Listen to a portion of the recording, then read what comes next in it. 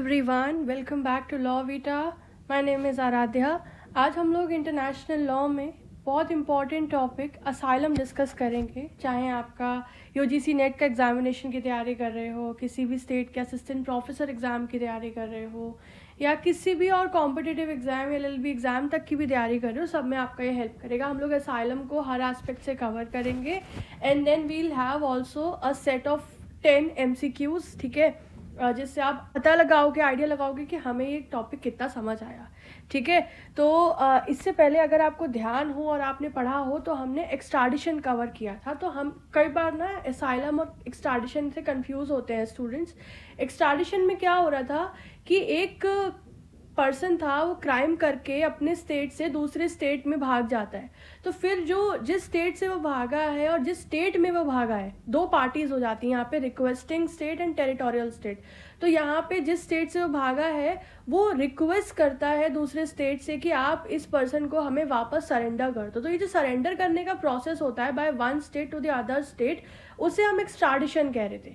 अब बात आती है कि असाइलम क्या होता है। तो असाइलम का मतलब है किसी पर्सन को प्रोटेक्शन या शेल्टर देना, शरण देना अपनी कंट्री में, है ना, जो किसी डेंजर की वजह से, किसी परसिक्यूशन रीजन से, यानी कि उसके साथ कोई इल ट्रीटमेंट किया जा रहा है due to any reason, be discrimination, race, caste, religion etcetera, तो वो उस डेंजर से, उस इल ट्रीटमेंट से बचना चाहता है। ठीक है, तो वो दूसरे स्टेट से शरण मांगता है, शेल्टर मांगता है। ठीक है, सो बेसिकली इसमें ये एक प्रोटेक्शन है जो एक स्टेट या उसकी डिप्लोमेटिक प्रोमाइसेस दे सकती है।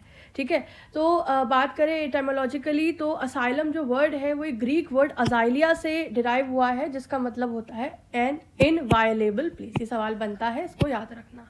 ठीक है, तो मैंने आपको बताया that it means the territorial state declines to surrender a person to the requesting states and provide shelter. जैसे कि अब जब मांग रहा है, मतलब जिस स्टेट से वो भागा है, वो स्टेट जब मांग रहा है कि आप हमें ये बंदा वापस दे दो हमारा, तो फिर जो टेरिटोरियल स्टेट यानी कि जहाँ वो व्यक्ति गया है भाग के, वो मना कर देता है, डिक्लाइंस, है ना, कि हम आपको ये वापस सरेंडर नहीं कर सकते, और वो उस व्यक्ति को शरण देता है, शेल्टर देता है, प्रोटेक्शन देता है अपनी टेरिटरी में। उस प्रोसीजर को, उस एक्ट को हम कहते हैं असाइलम। ठीक है, I hope it is clear. और जो व्यक्ति असाइलम एंजॉय कर रहा है फिर वो क्या कहलाता है? वो कहलाता है अजाइली। अजाइली, याद रखना, ये भी एक सवाल बनता है। अब मैं आपको बताऊं, दो तरीके के असाइलम होते हैं, बहुत इंपॉर्टेंट है ये जानना। एक होता है टेरिटोरियल असाइलम और एक होता है एक्स्ट्रा टेरिटोरियल असाइलम। और एक्स्ट्रा टेरिटोरियल को कभी कभी हम लोग डिप्लोमेटिक असाइलम भी कहते हैं। ठीक है, territorial asylum which is given inside the state territory, यानी कि स्टेट अपने ही टेरिटरी में किसी पर्सन को शेल्टर देता है और रिक्वेस्टिंग स्टेट को सरेंडर नहीं करता है। So asylum is granted by a state on its own territory. ठीक है, जैसे कि फॉर एग्जाम्पल एक व्यक्ति बांग्लादेश से भागकर इंडिया आ जाता है, फिर वो असाइलम मांगता है और इंडिया उसे अपनी ही धरती पर रखती है, वहीं टेरिटोरियल असाइलम है। ठीक है, सो इट बेसिकली मोस्टली ये सॉवरिन डिस्क्रिशन पे बेस्ड होता है। टेरिटोरियल असाइलम ह्यूमैनिटेरियन या पॉलिटिकल बेसिस पे ग्रांट किया जाता है। जैसे कि इफ यू रिमेंबर, बांग्लादेश के जो लीडर थी Sheikh Hasina, she fled to India, है ना, due to certain political reasons.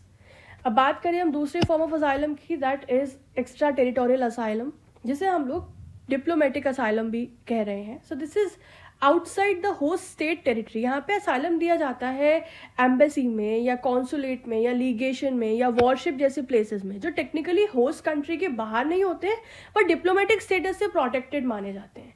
ठीक है, तो asylum is granted by a state at places outside its own territory, जैसे कि asylum is given at warship, consular premises, legations etcetera. ठीक है, तो किसी पॉलिटिशियन ने फॉरेन एम्बेसी के अंदर छुपा हुआ असाइलम मांगा तो वो डिप्लोमेटिक असाइलम माना जाएगा। ठीक है, तो ये प्रैक्टिस जो है वो याद रखना, जो एक्स्ट्रा टेरिटोरियल असाइलम की जो प्रैक्टिस है ये यूनिवर्सल नहीं है, ये रीजनल प्रैक्टिस है और ये डिपेंड करती है country to country. Latin America में ज़्यादातर एक्सेप्ट होता है एक्स्ट्रा टेरिटोरियल असाइलम, लेकिन बाकी वर्ल्ड में नेसेसरी नहीं है। सो दिस इज रिमेंबर कि जो डिप्लोमेटिक असाइलम की जो प्रैक्टिस है ये रीजनल प्रैक्टिस है, ये यूनिवर्सली अप्लाइड नहीं होती है।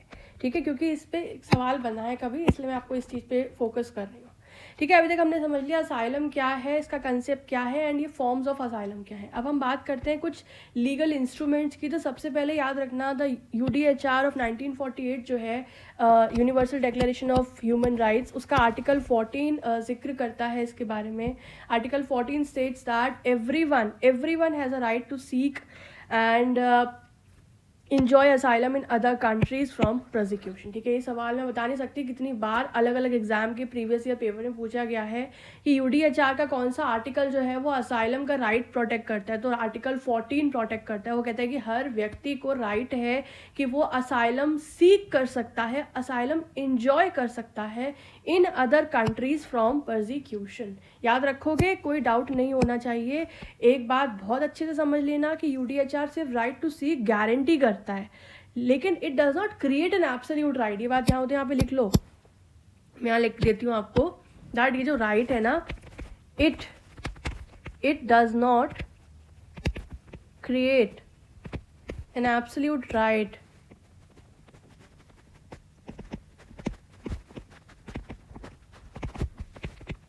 टू बी ग्रांटेड असाइलम, है ना। कोई आपको एब्सोल्यूट राइट ग्रांट नहीं कर रहा है कि आपको असाइलम मिलेगा ही मिलेगा, रादर ये आपको ये राइट दे रहा है कि आपके पास फ्रीडम है, आपके पास ये ह्यूमन राइट है कि आप असाइलम सीख कर सकते हो दूसरी कंट्रीज से, आप असाइलम एंजॉय कर सकते हो, right. That's what article 14 states. I hope it is clear and इसको याद रखना, this point is very important. फिर आगे बढ़े हम, दूसरा एक इम्पॉर्टेंट लीगल फ्रेमवर्क है in regards to asylum is the convention relating to status of refugees of 1951। Very important, questions में प्रीवियस ईयर में बड़ा रेपिटेडली इस कन्वेंशन का जिक्र किया गया है। The convention relating to the status of refugees of 1951, year याद रखना। तो इस कन्वेंशन ने रेफ्यूजी की डेफिनेशन दी दैट वो व्यक्ति which is well founded fear of persecution, ठीक है, बहुत डरा हुआ है वो, ठीक है, for reasons of race, religion, nationality, membership of a particular social group और political opinion etcetera, and contains crucial principles. ठीक है, दैट पर्सन जो कि फिर भागता है दूसरे देश में शरण मांगने के लिए, that is called a refugee, right. और इसका आर्टिकल 33 जो है इस कन्वेंशन का, that talks about the concept of non refoulement. ये भी याद रख सकते हो, एक इंपॉर्टेंट पॉइंट है, दैट रेफ्यूजी को ऐसे टेरिटरी में वापस नहीं भेजना जहाँ उसकी लाइफ या फ्रीडम खतरे में हो, है ना। मतलब आपके पास वो शरण मांगना है, फिर उसके बाद आप उसको ऐसी टेरिटरी में नहीं भेजोगे जहाँ पे अगैन उसकी लाइफ या फ्रीडम खतरे में हो। So this is called the principle of non refoulement mention in article 33 of the convention relating to status of refugee. इसमें एक डेट आप याद रखना, that when it came into force, so it came into force on 22 April of 1954। मतलब convention 1951 में frame हुआ था, draft हुआ था, बट इन्फोर्समेंट में आया 22 अप्रैल 1954। ठीक है, इसके इन्फोर्समेंट डेट से भी सवाल बनता है। आगे बढ़े, थर्ड हमारा इंपॉर्टेंट फ्रेमवर्क है, the general assembly adopted a resolution on 14 December 1967, that is the UN Declaration on Territorial Asylum. Very important, UN Declaration on Territorial Asylum that was adopted on 14 December 1967. ये non binding United Nations general assembly का declaration था which recognise the humanitarian value of the territorial asylum. ठीक है, याद रहेगा 1967 का। हमने शुरुआत करी UDHR के 1948 के आर्टिकल के साथ, फिर हमने 1951 का रेफ्यूजी वाला कन्वेंशन देखा जो कि इन्फोर्समेंट में आया था 1954 में। ठीक है, फिर अब हम बात कर रहे हैं यूनाइटेड नेशन जनरल असेंबली के द्वारा पास किए गए, अडॉप्ट किए गए एक रेजोल्यूशन का, that was on 14 December 1967, that is known as the UN declaration on territorial asylum. अब हम एक फोर्थ और इंस्ट्रूमेंट की बात कर रहे हैं जो कि again general assembly of United Nations ने अडॉप्ट किया था ऑन 10 दिसंबर 1974। वो था 14 दिसंबर 1967 को, और ये है 10 दिसंबर 1974 को, that is called the draft convention on territorial asylum. देखो ये ड्राफ्ट हो गया था बट ये यूनिवर्सली बाइंडिंग नहीं हुआ था। ठीक है, this is called the draft convention on territorial asylum, again important related to asylum. याद रखेंगे ना, तो ये चारों इंपॉर्टेंट इंस्ट्रूमेंट्स आप याद रखिएगा। ठीक है, अब हम आगे बढ़ें और आपको बताएं एक बहुत इम्पॉर्टेंट, इससे पहले भी हमने एक केस यहाँ पे कोट किया था, let me read that. Yes, देखिए 1949 के कॉर्फू चैनल केस में असाइलम को लेके एक बात कही गई थी, उससे आप याद रख लो कि इंटरनेशनल कोर्ट ऑफ जस्टिस ने बोला था दैट असाइलम में be granted on humanitarian grounds. Humanitarian grounds पर असाइलम ग्रांट किया जा सकता है, कही गई थी 1949 के कॉर्फू चैनल केस में, याद रखना, भूलना मत। फिलहाल अगर हम बात करें सबसे लैंडमार्क केस की, तो वो है असाइलम से जुड़ा हुआ the Colombia versus Peru case 1950 का केस है, इसे हम असाइलम केस भी कहते हैं। बहुत बहुत बहुत इंपॉर्टेंट केस है असाइलम का, है ना। And this described in detail the law on the diplomatic asylum. इस केस ने डिप्लोमेटिक असाइलम के कंसेप्ट को डिटेल में एक्सप्लेन किया था, ठीक है। एंड इसमें क्या हुआ था, एक पॉलिटिकल पर्सन जो था he sought refugee in the Colombian embassy in Lima, ठीक है। कोलंबिया के लीमा में कोलंबियन एम्बेसी में इन्होंने, एक पॉलिटिकल पर्सन ने एक रेफ्यूजी सॉट किया था। तो पेरू और जो दूसरा कंट्री था Peru demanded surrender. So Colombia ने मना कर दिया, Colombia refuse and granted asylum. So this dispute further went to ICJ, फिर ये फर्दर आईसीजे में गया था। इसमें आईसीजे ने कहा था that there is no general rule of international law that diplomatic asylum is permissible everywhere. इसलिए इंपॉर्टेंट है डिप्लोमेटिक असाइलम को लेकर, जिसमें इसमें आईसीजे ने कहा था कि इंटरनेशनल लॉ में कोई भी ऐसा जनरल रूल नहीं है कि डिप्लोमेटिक असाइलम हर जगह परमिसिबल होगा, ठीक है। लेकिन कोर्ट ने बोला कि regional practices particularly like Latin America, so regional practice जो है they may create binding norms among the state who are party to that practice। इसलिए इस conclude ये हुआ था इस केस में that diplomatic asylum जो है it is not universally accepted, rather it depends on treaty or custom between the states concerned। also this case is important क्योंकि इस केस के अंदर कोर्ट ने, आईसीजे ने टेरिटोरियल असाइलम और डिप्लोमेटिक असाइलम के कंसेप्ट में डिफरेंशिएशन बताया था। Court distinguish them based on whether the protection is granted inside और आउटसाइड। तो कोर्ट ने बोला टेरिटोरियल असाइलम वो है which is the protection granted inside the asylum country, and diplomatic asylum means the protection granted outside the asylum country such as in an foreign embassy, ठीक है। तो ये केस आप याद रखिएगा, कोलंबिया वर्सेस पेरू ऑफ 1950। अब asylum से जुड़ा हुआ जब हम जिक्र करते हैं तो हम लोग एक्सट्राडिशन को भी अपनी स्टडी में कवर करते हैं कि असाइलम और एक्सट्राडिशन में क्या डिफरेंस है। तो हम यहाँ पे डिस्कस कर लेते हैं। ऑफन इनमें कन्फ्लिक्ट होता है इन कंसेप्ट में। वन स्टेट में grant asylum while another demand extradition. मैंने आपको ऊपर बताया कि एक स्टेट तो एक्सट्राडिशन डिमांड कर रहा है लेकिन दूसरा स्टेट बोल रहा है कि नहीं, हम तो भाई इसको असाइलम ग्रांट कर रहे हैं and therefore we can not extradite this person. तो दोनों में क्या डिफरेंस है? एक्सट्राडिशन वो एक लीगल प्रोसेस है जहाँ state surrenders a person to the requesting state, है ना, वो सरेंडर कर देता है रिक्वेस्टिंग स्टेट को अंडर द ट्रीटी और अंडर द म्यूनिसिपल लॉ। जबकि असाइलम में स्टेट ने रिफ्यूज़ कर दिया सरेंडर और स्टेट ने उस व्यक्ति को प्रोटेक्शन इंश्योर किया, स्टेट ने उस व्यक्ति को शेल्टर प्रदान किया, ठीक है। तो एक जूरिस्ट जो थे स्टार्क, उनकी बड़ी फेमस कोटेशन है जिसपे भी सवाल बनता है कि ये कोटेशन किसने दी, तो स्टार्क ने दी, wherein he says that asylum stops where extradition begins. इसका ठीक है, इसमें उन्होंने कहा कि देखो जहाँ पे असाइलम खत्म हो रहा है, जहाँ पे अब शरण देना बंद हो रहा है, वहाँ पे इसका मतलब है एक्सट्राडिशन शुरू हो रहा है, यानी कि अब वो वापस सरेंडर कर देंगे उस व्यक्ति को टू द रिक्वेस्टिंग स्टेट। तो ये बात स्टार्क ने कही थी। So it's a shorthand to show the conflict between humanitarian protections and the legal obligation under extradition treaty, है ना। तो यही है दोनों में डिफ्रेंसिएशंस, ठीक है। और ये दोनों कंसेप्ट में जो बेसिक ग्राउंड ऑफ डिफरेंस है आपको पता होना चाहिए, ठीक है। तो यही था हमारा बेसिक सारा कंसेप्ट असाइलम को लेकर। फिर तो हम प्रीवियस ईयर क्वेश्चंस पे आ जाएंगे, ठीक है। तो हमने क्या क्या देखा, we saw the meaning, the primary meaning of asylum, ठीक है। Then we saw the legal framework, then we saw the forms of asylum, ठीक है। सारे फ्रेमवर्क्स याद रखना, मैं फिर से बोल रही हूँ। यूडीएचआर का आर्टिकल 14 है जो असाइलम का राइट ग्रांट करता है। फिर आपका कन्वेंशन ऑफ रेफ्यूजी आता है 1951 का, उसके बाद आता है आपका यूएन का declaration on territorial asylum of 1967, और फिर आता है the draft convention on territorial asylum of 1974। और आपका लैंडमार्क केस है कोलंबिया वर्सेस पेरू, है ना। कोई डाउट इन सब में बिल्कुल भी नहीं होना चाहिए। चलिए जल्दी से प्रीवियस ईयर क्वेश्चंस देखते हैं। ये हमारे यूजीसी नेट एग्जामिनेशन के प्रीवियस ईयर क्वेश्चन है और मैंने सारे के सारे असाइलम से जुड़े क्वेश्चन इसमें ऐड किए हैं। पहला सवाल है कि इसमें 4 स्टेटमेंट्स दिए हैं और हमें बताना है कि कौन सा स्टेटमेंट गलत है, ठीक है। पहला पॉइंट है कि अकॉर्डिंग टू आर्टिकल 16 ऑफ UDHR everyone has a right to seek asylum. नहीं भाई, आर्टिकल 14 है, तो ये पहला स्टेटमेंट गलत हो गया। दूसरा है इन 1967 UN declaration on territorial asylum was unanimously adopted by general assembly. Yes, बिल्कुल सही है ये। फिर है convention on status of refugees of 1951 was entered into force on 24 अप्रैल 1956। पूरी डेट गलत है, 22 अप्रैल 1954 में एंटर हुआ था, तो ये गलत हो गई। एंड फोर्थ स्टेटमेंट क्या है कि in the asylum case Colombia versus Peru the ICJ explain the distinction between territorial asylum and, ये बात सही है। तो हमारी स्टेटमेंट 2 और 4 करेक्ट है और हमसे पूछी गई है इनकरेक्ट, तो 1 और 3 आर इनकरेक्ट, ठीक है। सो सी इज द राइट आंसर। ये भी ज़रूर पढ़ लेना, कई बार क्या हुआ अब तुम वो तो अच्छा यहाँ ऑप्शन नहीं दिया, वरना तुमको लगेगा कि इसमें पूछा गया कि करेक्ट क्या है और तुमने 2 and 4 वाला लगा दिया। तो यहाँ आप ध्यान से पढ़ना कि करेक्ट पूछा है या इनकरेक्ट पूछा है। ठीक है, नेक्स्ट क्वेश्चन है अगेन कौन सी इनकरेक्ट स्टेटमेंट है। पहला है UN declaration on territorial asylum was unanimously adopted in 1974, नहीं दिस इज 1967। ठीक है, 1967 में अडॉप्ट की गई थी, ये गलत हो गया।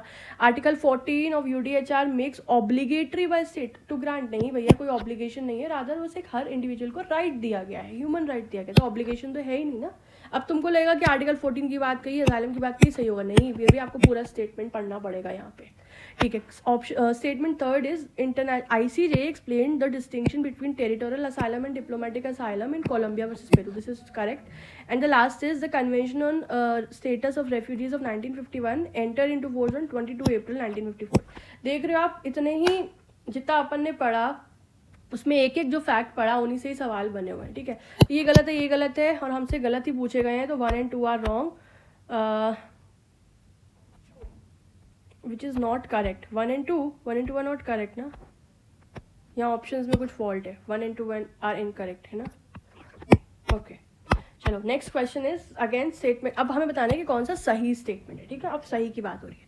पहला है by asylum we means shelter and active protection extended to a political refugee from another state, yes this is correct, this is the exact meaning of asylum. Then article 14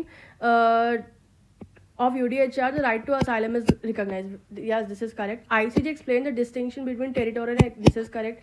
In 1966 UN declaration on asylum was unanimously, no it is not 1966, it is 1967, so 1 2 and 3 are correct, so B is the right answer. Okay, next question, assertion reasoning का question है। By the term asylum we generally means shelter and active protection which is extended to a political refugee, yes this is correct. And reasoning is saying that everyone is a right to seek and enjoy in other country and asylum, yes article 14 में ये बात कही गई, दोनों सही है, both are correct, A R is the correct explanation, तो A हो गया इसका करेक्ट आंसर। समझ रहे हो, देखो फैक्ट्स पता होने चाहिए, किसी भी फॉर्म में क्वेश्चन है, चाहे इनकरेक्ट पूछ ले, चाहे करेक्ट पूछ ले, चाहे तुमसे असर्शन रीजनिंग पूछ ले, तुम सब आंसर कर सकते हो अगर तुम्हारे सारे फैक्ट्स क्लियर हैं तो। चलो अब कुछ MCQs करते हैं, 10 हैं, 8 मैं सॉल्व करूंगी, लास्ट के 2 तुम लोग करोगे और आंसर्स मुझे कमेंट बॉक्स में बताओगे। ठीक है, the term asylum has been derive from, it has been derived from a Greek word asylia which means inviolable place. ठीक है, next is which best defines the concept of asylum. Okay, there are 4 options. A right of an individual to demand shelter from any state. Okay, a duty of a state to surrender a political offender, ये तो है ही नहीं. A discretionary right of a state to refuse surrender and provide protection to a person within its right. कितना perfect लिखा है कि एक discretionary right है ये, जहाँ पर एक व्यक्ति सरेंडर करने से रिफ्यूज़ करके उस व्यक्ति को अपनी टेरिटरी में प्रोटेक्शन इंश्योर करते हैं। This is I think this best defines the concept of asylum. D भी पढ़ लेते हैं। An automatic protection granted to all refugee, what does it mean all refugee, तो C is the right answer here. ठीक है, okay next question number 3, article 14 of UDHR which statement is correct? Okay, everyone has a right to be granted asylum.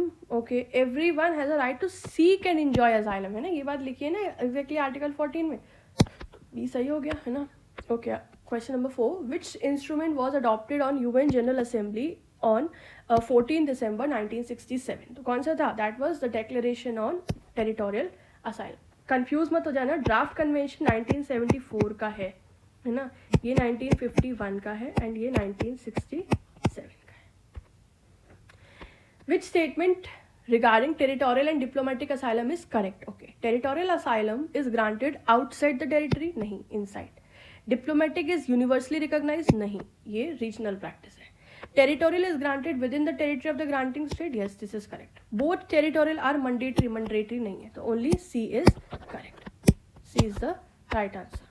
6th question, which case did ICJ hold that diplomatic asylum is not a general rule but may exist as a regional custom? Yes, this is Colombia versus Peru of 1950. 7th question is, the Refugee Convention 1951 entered into force on this is 22 April of 1954.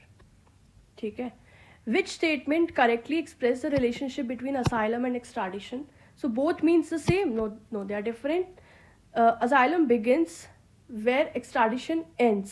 Okay, extradition stops where asylum begins. This is more correct है ना. जब extradition रुकता है, जहाँ extradition रुकता है वहाँ से अजाइलम शुरू होता है ना. सो सी इज द राइट आंसर. चलो लास्ट के दो तुम लोग आंसर करोगे है ना. हम लोग पढ़ लेते हैं question. Which of the following is incorrect. ठीक है, देयर आर 4 स्टेटमेंट और हमको इनकरेक्ट बताना है. पहला है territorial asylum is generally recognize as a sovereign right of state, कि टेरिटोरियल असाइलम जो है जनरली एक सॉवरीन राइट होता है स्टेट्स का. दूसरा कह रहे हैं diplomatic asylum is universally accepted in all regions. हमें इनकरेक्ट बताना है. ठीक है. सी है granting asylum is primarily a matter of state's discretion. And the UDHR recognize the right to seek asylum not to be granted it. Okay. 10th question is in the context of asylum which statement is correct. देखो ऊपर वाले में हमने incorrect पूछा है और अब इसमें हम लोग करेक्ट स्टेटमेंट पूछ रहे हैं. ठीक है. सो बोल रहे हैं कि बताओ स्टार्क ने जो अपनी बात कही है इनमें से कौन सा सही है. So extradition stops where asylum begins. Asylum is a legal right enforceable by individuals. All states must recognize diplomatic asylum. Asylum is obligatory under international law. इसका जवाब आप कमेंट सेक्शन में दीजिएगा. ठीक है. तो guys with this we are absolutely done with the today's lecture on asylum. मुझे लगता है मैंने हर इंपॉर्टेंट एस्पेक्ट कवर कर लिया है जो आप लोग के लिए एग्ज़ाम पर्पज से इम्पॉर्टेंट है. और आपके पास कुछ और एडिशनल इन्फॉर्मेशन अगर है तो well and good. I really appreciate it and I really want you कि आप वो इन्फॉर्मेशन हम सब के साथ कमेंट बॉक्स में शेयर करें ताकि हम सबको वो एडिशनल इन्फॉर्मेशन का फ़ायदा मिल सके. ठीक है. आपको ये लेक्चर ये सीरीज़ कैसी लगी प्लीज़ मुझे कमेंट सेक्शन में बताना. ठीक है. और नेक्स्ट किस चीज़ पर लेक्चर लेकर आएँ, किस टॉपिक पर, किस सब्जेक्ट पर, ये भी मुझे कमेंट सेक्शन में बताना. Thank you so much for watching. अगर आपको हमारे इस सब्जेक्ट या किसी भी और सब्जेक्ट के नोट्स चाहिए क्योंकि पेड नोट्स हैं उसके लिए आप हमारे इंस्टाग्राम पेज या ईमेल आईडी पे कांटेक्ट कर सकते हैं. डिटेल्स मैं डिस्क्रिप्शन बॉक्स में दे दूँगी. All the best for your exam. Thank you for watching. Bye.